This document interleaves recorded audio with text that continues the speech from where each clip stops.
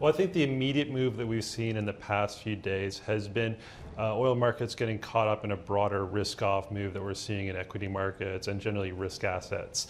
So there's a little bit of the market moving a little bit more south probably than the fundamentals warrant. But certainly when we look at it from that move of those October highs when Brent was up around $87 a barrel, now around $57 a barrel, those are caused by some of the fundamentals. So there's a shifting picture for 2019 in terms of the outlook for demand. Most of the big forecasting agencies have been cutting back their demand projections for next year, and certainly a big worry about what global growth is going to look like next year. So that is shaping up to what looks like it's going to be a surplus market, at least for the first couple of months of 2019, and that's helping to bring down oil prices. So why is oil catching a bid in trade today? What's going on?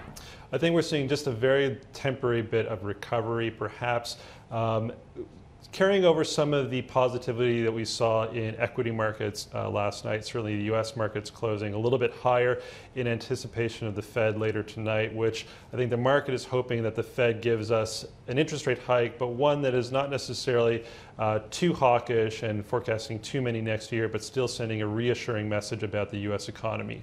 If we get that message out later from the Fed tonight, then perhaps we can see a little bit of stabilization in markets generally and removing some of that sort of negative psychology that's been affecting crude prices in the near term. Given the fundamentals, do you think oil looks oversold? Can we expect this upward momentum to continue, or are you mostly bearish on where prices are going from here?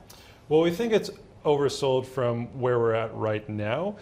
In terms of the kind of recovery that we could be seeing, though, I think it's very unlikely that we get Brent prices, for instance, going back up to those mid-October highs over $80 a barrel.